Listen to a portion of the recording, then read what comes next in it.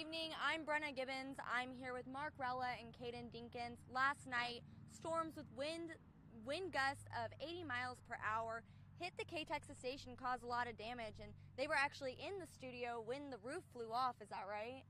Yes. In fact, well, let Caiden tell us how she was outside actually making a YouTube video. Yeah, so of course we're doing our duty trying to, inform our viewers, and I hear the wind start picking up. I was expecting to see some hail. I go outside to our side garage that is now fully collapsed in, and I'm taking a video. You start to see the winds kind of swirling around, and all of a sudden the power goes out. And as the power is going out, I start to head back to the station, and as we're heading back to the station, I see Mark looking up to the roof, and our roof is peeling quite literally off right in front of our eyes, and we just take cover as fast as we can. Yeah, I had gone back to make a Keurig coffee. Yep. And that end of the building actually has a separate power delivery. And so that end of the building flickered and went out, so I wasn't going to get my coffee. So I come back to the studio, which is on this end of the building, and I feel pressure against us. I think you said you felt that too. And I'm going into the studio door, and the door is already open from something.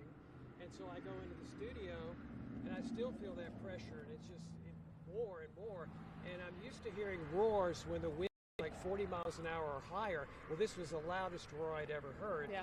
And I knew this was not going to be good. And as you mentioned, about that time, the ceiling, we have a suspended ceiling over the studio, and those tiles begin to fall. And so you said, get down. And so we both got down and laid against the desk that is the weather center and let the tiles fall. The only area where the roof is quite literally ripped off in the station. And to that, the tiles fall, and then pretty soon we start feeling rain. And so you kind of know that the roof is gone. Yes. And to Mark's point too, there's a lot of things that he may have caught that I didn't. It was such a quick moment. I would say probably less than a minute all of this happened at one time, and he heard the roars. What I noticed the most was my ears popped, and then all of a sudden I could feel that pressure. It felt like we were gravitating towards the area that was being pulled, where the roof was being pulled off again, which was just right on top of us. Yeah. And so the lights obviously go out, and so when we kind of sense that maybe it's safe to get off the floor, the only light we had was the monitors for the weather computers because all the lights were off, but those were on a battery backup. Because I was thinking this morning, how were we able to see? Well, it was the monitors for the computers. And so then we got our phones out, and like we all do with the flashlight on the phone, and made our way through the studio to find the newsroom, which actually had an emergency light in there. Yes. So we kind of went to the light, and there's water pouring into the buckets. Hallway. Yeah. And pretty soon the newsroom had an inch of water in it. Yep. Still does. Probably. Still probably has an inch of water in it now. And we thought maybe a pipe burst, but come to find out it was quite literally the rain that was on top of all of us. Yeah. And I think what happened is clearly the tower, we kind of forgot about that. The tower, which is on the back side of the building, it's 199 feet tall. Well, it decided to not resist the wind. And here we have it laying in the front yard. Well, that fell on the roof, so it obviously did some roof damage. It is pouring down rain, and so that rain is now pouring into the building. And so the broken pipe, I thought, was actually the pouring rain coming into the damaged roof because of the tower. And when this was happening, what was going through your minds? Was there ever a moment you thought that you were going to die during all of this? I wouldn't say I ever thought. I mean, I think my life flashed before my eyes. I think that's probably the best way to put it. And like I mentioned earlier, it just happened so incredibly quick. The power went out when I was in the garage, and by the time we were getting back into the studio, the roof was ripping off, and the garage had probably collapsed behind me. So we didn't have really any time to think besides looking up and thinking, okay, we need to get onto the ground and not hopefully get sucked anywhere else into the building. And I think you were more in the danger zone because you had come through the garage that collapsed. Yeah, not thinking about it, and it's still just unimaginable. But who thought? Right. It was kind of, it took us by a little bit of a surprise. You know, we've been tracking these storms for several hours, almost 7 hours at this point. We had just gotten off of live TV. We went to go take a second for ourselves and, you know, to kind of regroup, and, you know, it gets you and we you had least expect warnings, it. as you mentioned, for 60, 70, 80 mile per hour winds, and those are not constant the whole time. Most of the time, you know, they'll go down, and then here comes a little storm, but that storm packs a big punch.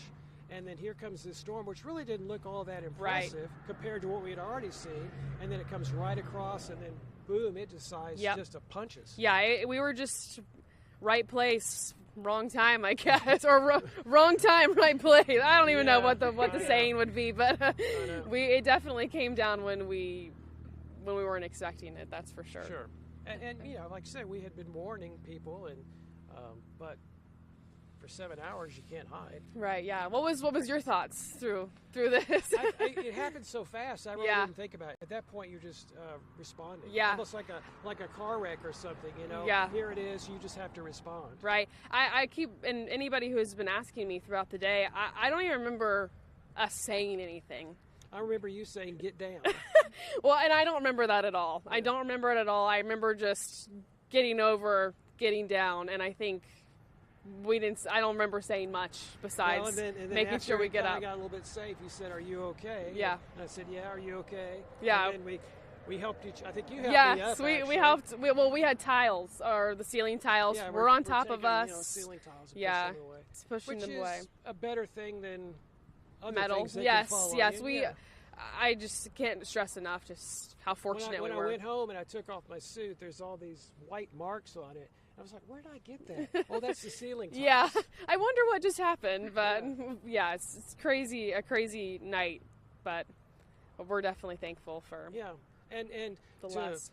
talk about the rest of the station. There were 6 of us in the station. Yep. Thankfully, everybody was okay. Yes, everybody. I don't recommend going through this, you know, No. if you just have a minute to, you know, you're bored. But, everybody was okay. And we all kind of got together, and then we called our people and let them know what had happened.